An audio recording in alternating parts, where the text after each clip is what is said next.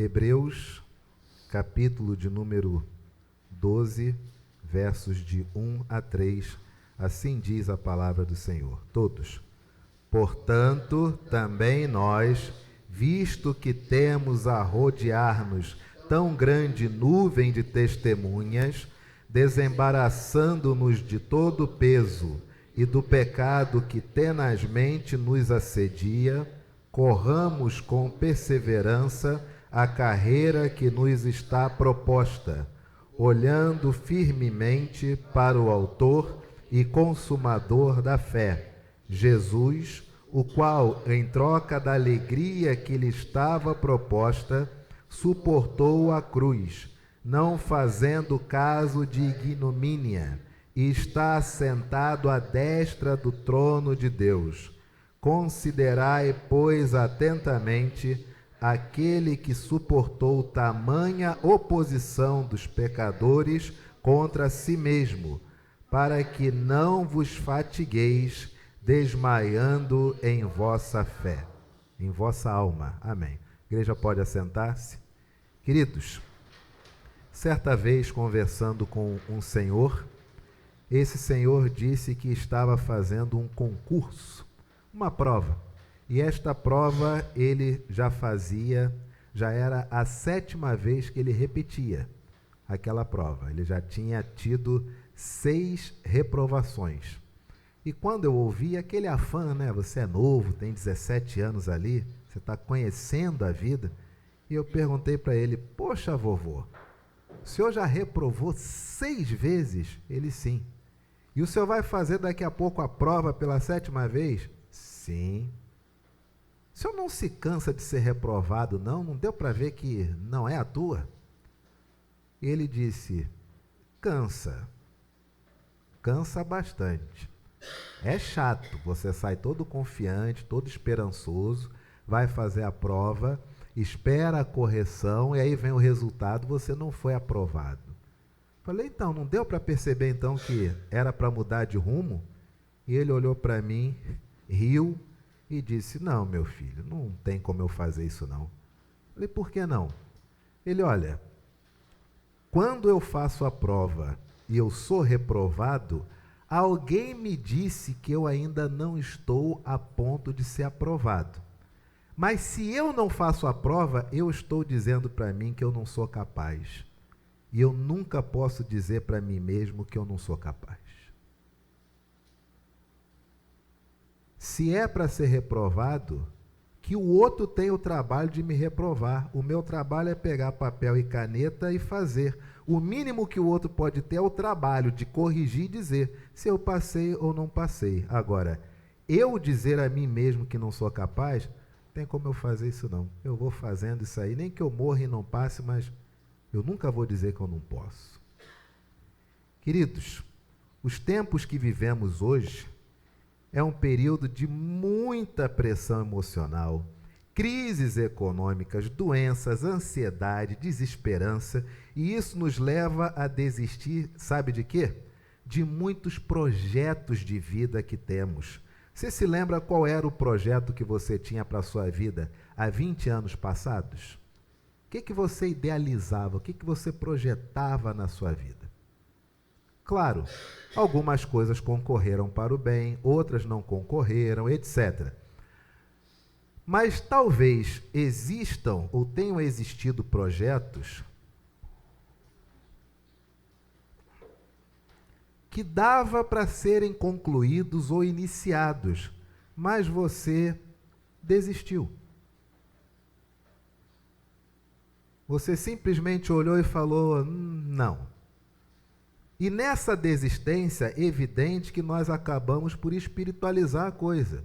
Se fosse da vontade de Deus, Deus ia abrir a porta. Se fosse da vontade de Deus, tal coisa ia concorrer. Então a gente coloca na conta de Deus uma decisão nossa, que nem sempre é racional. Muitas vezes é emocional. É baseada pelo medo. Você tomou essa decisão, mas antes disso teve prisão de ventre, antes disso teve dor de cabeça, pressão subiu, pressão baixou. O estado emocional foi tão forte que você é forçado a encerrar aquilo como forma de garantir a sua boa saúde. Mas veja como o emocional nos afeta. A Bíblia diz: seja a paz de Cristo o árbitro do quê? Do vosso coração. Mas quantas decisões nós tomamos baseados no medo? Desistimos não porque estamos em paz, mas porque estamos inseguros. Desistimos porque estamos com medo. A palavra de Deus nos convida a olhar para Cristo como fonte de perseverança. Doutrina reformada chama isso de perseverança dos santos. Aqueles que pertencem a Cristo jamais serão abandonados por Ele, mas seguirão firmes até o fim pela graça sustentadora de Deus. Olha o que diz o verso de número 1. Assim diz a palavra do Senhor: portanto, também nós, visto que temos a rodear-nos tão grande nuvens de quê?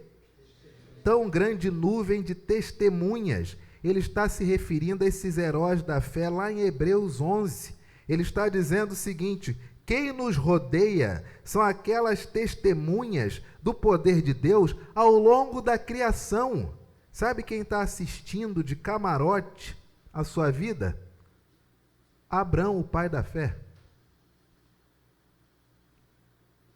Moisés, que começa a sua vida como profeta aos 80 anos e gago. Jacó, que tem que reconhecer que fez uma ladroagem com o irmão e tem que regressar. Sansão, que conseguiu no dia da sua morte dizimar mais filisteus, conforme era a missão que Deus deu para ele, do que ao longo de toda a sua vida. Esther, a rainha que salvou um povo literalmente sem desembainhar uma faca. Você consegue imaginar que essas testemunhas, elas rodeiam você?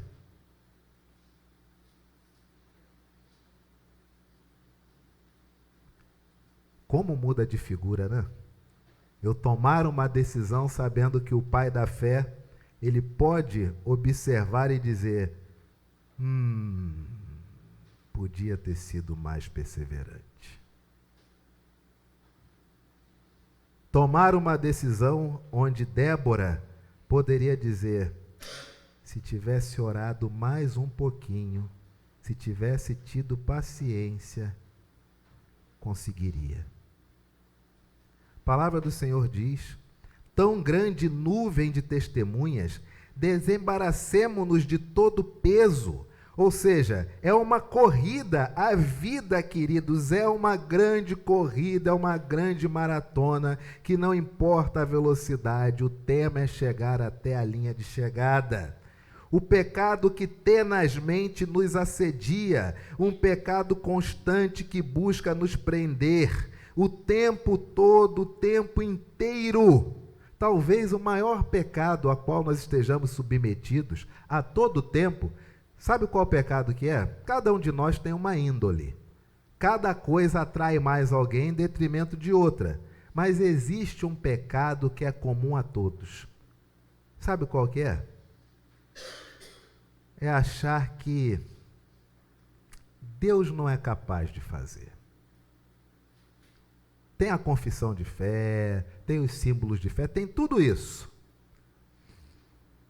Mas Deus não é capaz de fazer. A Bíblia diz: trazei todos os dízimos, eu vou repreender o devorador. Não. Onde estiver o teu tesouro, aí estará também teu coração. Não, eu nunca fui nas Bahamas, mas, poxa, eu acho tão bonito. Não botei R$1 lá, mas é tão lindo, me faz tão bem. Então, não. Seguir-te-ei aonde quer que te fores. Onde pisar a planta dos teus pés, aquilo ali será seu. O reino de Deus se herda sendo pacífico, se herda em oração. Não. E aí nós vamos diminuindo a ação de Deus em nossa vida. Aquilo que nós entendemos que Deus poderia fazer conosco. Lembra o que você acreditava de Deus na sua conversão e faz um paralelo com você hoje.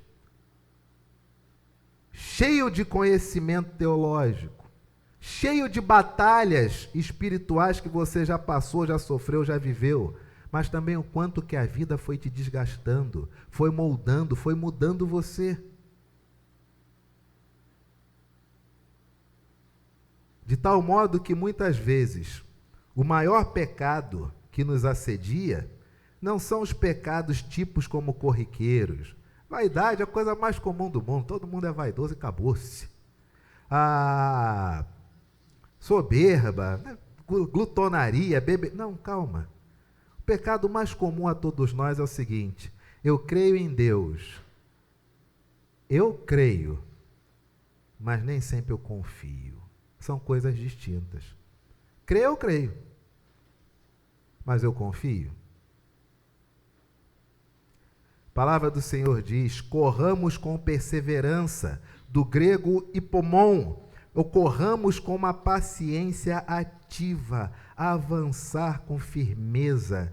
Eu fico me lembrando, queridos, nessa hora, essa paciência ativa, na Igreja Presbiteriana do Rio, lá na Praça Tiradentes, quando o reverendo Guilhermino chegou na igreja, muitos aqui não conheceram a frente da igreja como ela era. Era uma rua em frente à igreja que era ponto de ônibus, etc. E o reverendo Guilhermino, desde que chegou na igreja em 81, ele achava que ali tinha que ser uma praça. E ele começou desde 81 a peticionar pedidos à prefeitura para que pudesse fazer uma reforma em toda aquela área, chegar à rua de frente para a igreja mais lá para baixo e ter uma praça, que seria a Praça do Presbiterianismo. E ele tomou não. Não, não, não, não, não e não o tempo inteiro. 96, 97, 98, salvo o melhor juízo, houve uma grande mudança na administração pública, e aí ele entrou novamente com o pedido e foi feito. De tal modo que quando você chega na Praça Tiradentes e olha a Igreja do Rio, próximo ali ao Hotel Ibis, você tem uma praça, que só não foi mais à frente em termos de beleza, porque devido ao poder público, roubam tudo. E roubaram tudo. Mas de uma maneira ou de outra, teve a praça. Gramada, monumentos, polimultimídicos, etc. E essa história entre nós pastores se tornou muito comum. Reverendo demorou quase 20 anos para conseguir essa praça, mas não desistiu. Determinadas coisas, queridos, na sua vida podem demorar 20 anos. Mas se você desistir, não vai demorar 20 anos, porque você nunca vai obter. A perseverança, ela é uma paciência ativa, é avançar com firmeza. Você imagina, o que é ativo não é o seu esforço, o que é ativo é a sua paciência. Você tem que esperar no momento certo, a hora certa, mas aquilo está em você o tempo todo. Eu vou conseguir, eu vou fazer. Diz assim o verso de número 2, olhando firmemente para ele que é o autor e consumador da fé, Jesus. Considerai, verso 3, considerai, pois, atentamente. O tempo todo, queridos, nós devemos considerar as coisas. Cada vez mais nós somos invadidos por péssimas notícias, cenários de terra arrasada aqui e ali. E todas as vezes, essa é a minha receitinha de bolo, todas as vezes que eu saio de casa profundamente triste com o estado de coisas como o mundo se encontra, eu fico no ponto do ônibus. Eu começo a ver o 426. Eu vejo o 410, vejo o 415, vejo o 220, vejo o 607. E a minha conclusão? Algumas coisas mudam, mas outras coisas permanece. Tudo é uma questão de momento. Tem momento que você estava com saúde, tem momentos que você ficou doente, Tem momentos onde você estava cheio de gás. Tem momentos onde não podia aparecer uma borboleta ao seu lado que você já chorava em tristeza e melancolia. A vida é feita de momentos. Mas devemos o tempo todo considerar atentamente. Não perca a sua atenção. Não perca a sua atenção àquilo que é momentâneo. Tudo na vida passa, até a própria vida. Quantos casais divorciam-se porque cada um está vivendo um momento da sua vida? Só que determinados momentos de vida não duram 10 anos. E aí muitas vezes troca-se o companheiro ou a companheira de toda uma vida por 10 anos de projetos que, dando certo ou dando errado, a questão é: passou o furor, passou o frenesi, passou a agitação, a efervescência. Passou. E cadê aquela pessoa que topou ficar comigo mais 30 anos? Eu deixei há 10 anos atrás. Por causa do momento. É necessário considerar de forma atenta, queridos. Perseverança dos santos, de acordo com a nossa confissão de fé, capítulo 17, 1, declara: aquele que Deus aceitou em seu amado, ou seja, em Jesus, eficazmente chamados e santificados por seu Espírito, não podem decair total e finalmente do estado de graça, mas certamente perseverarão nele até o fim e serão eternamente salvos. A nossa perseverança, queridos, não depende da força da nossa fé, mas a nossa perseverança, ela depende da nossa fidelidade a Cristo. Se lembra daquele homem que disse para Jesus: Senhor, ajuda-me na minha falta de fé.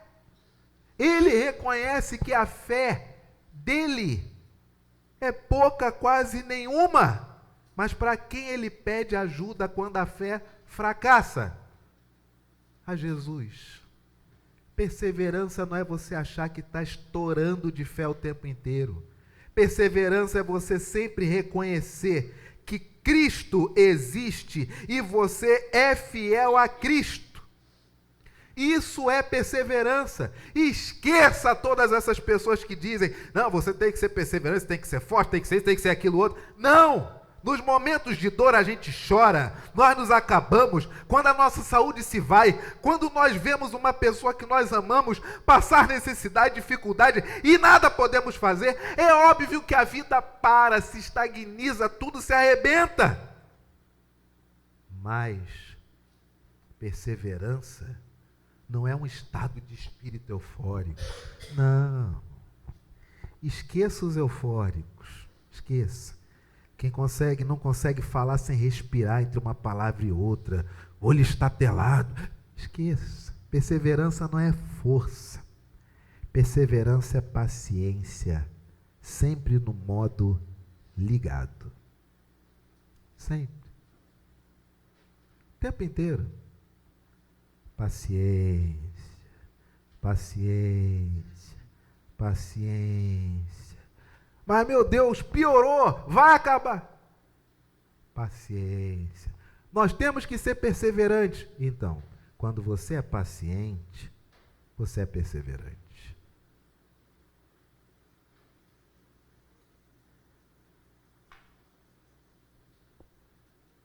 Em termos de cotidiano, como nós podemos aplicar isso no nosso dia a dia? No trabalho.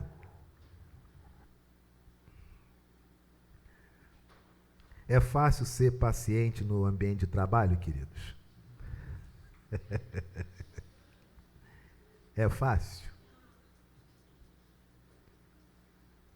Como que nós aplicamos essa paciência ativa, essa perseverança no ambiente de trabalho? Simplesmente não desista.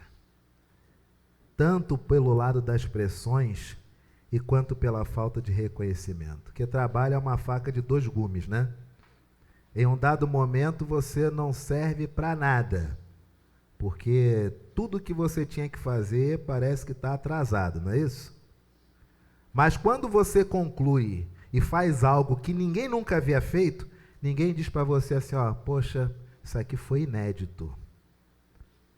Essa planilha que foi elaborada aqui vai servir para a gente agora aí direto, ó. Muito obrigado. Não é verdade? No trabalho eles sugam tudo.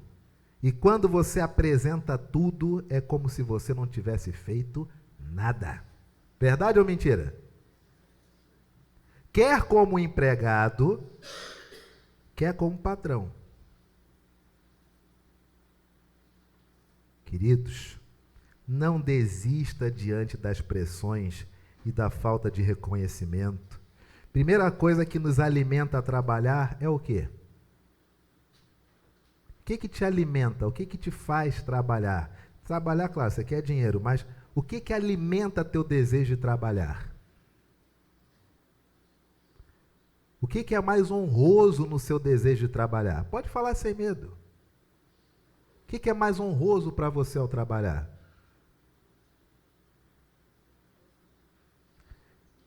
Você trabalha, claro, se você já tem uma vida estabilizada, trabalha por esporte, aí tudo bem, parabéns, é isso aí mesmo, sucesso. Continue assim. Mas se você não tem a sua vida ainda definida, resolvida, você trabalha por quê? Porque toda vez que você sai da sua casa, alguém ficou ou alguém já foi, que depende do seu trabalho. É por isso.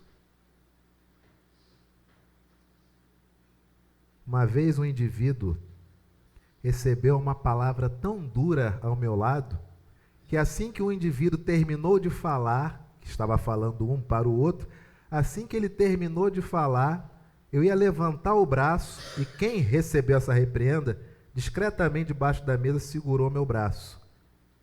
E eu olhei para ele, ele permaneceu parado, ouviu o que tinha de ouvir, terminou aquilo, eu, para variar, era muito mais novo, me levantei, falei, por que você deixou ele falar com você dessa forma?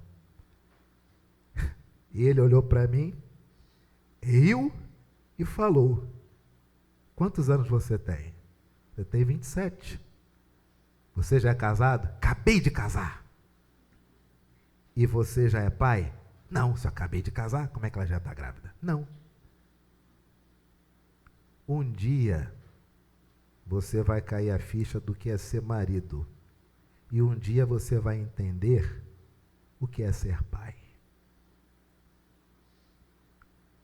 E quando a Stephanie chegou, eu me encontrei com esse homem andando na rua e eu disse para ele, eu sei hoje o que é ser pai. Ele, o que é? Quando nós casamos, nós ficamos meio covardes. Quando nos tornamos pais, nós nos tornamos totalmente covardes. Ele é exatamente isso. Naquele dia, ele lembrava de tudo. Naquele dia eu não falei, sabe por quê? Minha filha fazia um tratamento, meu filho fazia um tratamento e aquela empresa pagava o plano de saúde. Eles valem muito mais do que o meu ego. E pasmem, permaneceu nessa empresa até o dia que nos reencontramos. Mas as demais pessoas que participaram daquela fritada, não tinha mais ninguém. Paciência ativa, perseverança não é sair batendo não, esquece. Isso é o maluco, é o doido, é o esquizofrênico, nem esquizofrênico não, é o sem educação, sem tato. Perseverança, segundo as escrituras, é você ter uma paciência o tempo todo ligada, devagar, tranquilo, e a coisa vai. Como nós aplicamos isso na família? Ame perseverantemente, como reflexo da graça perseverante de Deus. Quando o seu familiar fizer aquela coisa que você diz, não, aí já foi demais, agora estourou a tampa da chaleira, agora... Espera aí. Quando eu peco, como Deus me trata? Da forma como o Pai me trata, é a forma como eu devo tratar os meus. Até para chamar atenção é dizer o seguinte: te amo, isso está profundamente equivocado, não tem apoio em mim de forma alguma, mas eu nunca vou desistir de estar ao seu lado e permanecer amando você. Porque isso que ocorreu é muito menor do que o nosso projeto em comum. Paciência ativa na família. Na luta contra o pecado, o Espírito Santo nos capacita a resistir. Na vida emocional, Cristo já venceu a carreira e garante sua chegada. Um texto que para mim é muito enigmático, para nós encerrarmos, é aquele texto onde a palavra do Senhor diz que Jesus, certa vez, estava em um ambiente, foi uma cidade, e a Bíblia diz que ele ali não pôde fazer muitos milagres, porque as pessoas não acreditavam nele. Você consegue imaginar isso? Deus está num lugar à disposição. O problema é o que? É pé? Tá bom. O problema é a mão? Tá curado. O problema é olho? Tá vendo. O problema é mudo? Tá falando. Tá faltando o braço? Recupera o braço. Morreu? Traz que a gente volta para a vida. Tô aqui para isso. E Deus parado em um ambiente e as pessoas olhando para ele, ao ponto dele perceber que as pessoas ali não acreditavam que ele ali já estava. E ao ponto das pessoas, de Deus, a Bíblia diz que nessa história toda quem ficou escandalizado foi Deus. O único registro de algo que escandaliza a Deus é quando alguém não acredita que ele já está ali, que ele é ele. Quantos escândalos nós promovemos a Deus? Quando por conta de dor de estômago, nervosismo, sudorese, pressão alta, tudo que é causado em detrimento do nervosismo, do medo, nós imaginamos o seguinte: Deus não está comigo, vou desistir. Meu irmão e minha irmã, não faça isso. Nunca desista de algo enquanto você não tiver plena convicção de que aquilo, naquele momento, não é a vontade de Deus. Mas desistir? Por quê? Quem ganha com a sua desistência? Você? Para nós que somos pais, não pense você que os filhos não observam, não sentem no entorno, eles não têm aquela sensação de que o ambiente está permeado de derrota. É óbvio que eles sentem isso, os filhos sentem até quando papai e mamãe não estão mais dormindo juntos no mesmo quarto. Ele não consegue compreender o que é o que, mas ele sabe que o ambiente na casa está diferente. É óbvio que eles percebem isso. E imagine você, seu filho, sua filha, sendo criado em um ambiente onde o que permeia o ambiente é a sensação da derrota. Jamais não desista, meu irmão. Não desista, minha irmã.